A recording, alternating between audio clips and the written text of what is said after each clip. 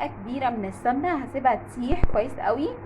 واول ما ساحت معايا نزلت ببصله كبيره مبشوره او مقطعه او مفرومه زي ما تحبي والمتوفر عندك بالشكل ده. هنزل عليها بمعلقه صغيره من الملح بشطه بكمون، ومعلقه صغيره من بهارات الارز البسمتي. والبهارات دي متوفره دلوقتي في السوبر ماركت موجوده، بس لو ما عندكيش البهارات بتاعت الرز البسمتي ممكن تجيبي مرق الدجاج وتفركيها وتنزليها، هتديكي برضو قريب من طعم الرز بتاعك.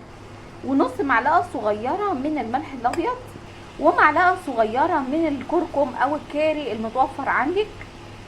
ونقلب بقى كل المكونات دي بتاعتنا كويس قوي مع السمنه لحد ما تاخد لون معايا بسيط.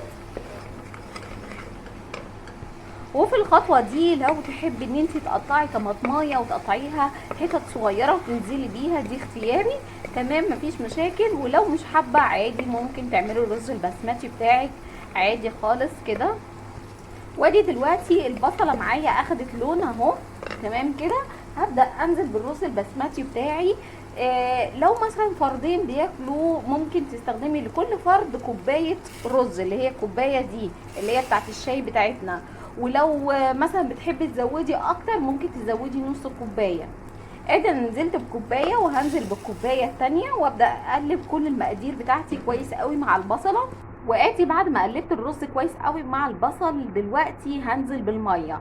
ادي دول كوبايتين من الرز البسمتي، يبقى هحط 4 كوبايات ميه. لو رز مصري الوصفه دي هي ممكن رز مصري بس كوبايه رز مصري قدامها كوبايه من الميه.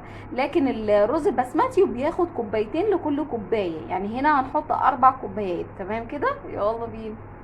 وادي انا نزلت بالميه دلوقتي هنخلطيه ونسيبه يتشرب. اهم حاجه الكوبايه اللي انت عايرتي بيها الرز هي الكوبايه اللي هتعايري بيها الميه، يعني نفس المقدار بتاعك، تمام كده. نغطيها ونسيبها على نار وسط، واول ما يبدا يتشرب معايا نوطي النار بتاعه الرز البسمتي. بعد ما رفعته من على النار شايفين التسويه معايا مظبوطه ازاي وطعمه طلع تحفه.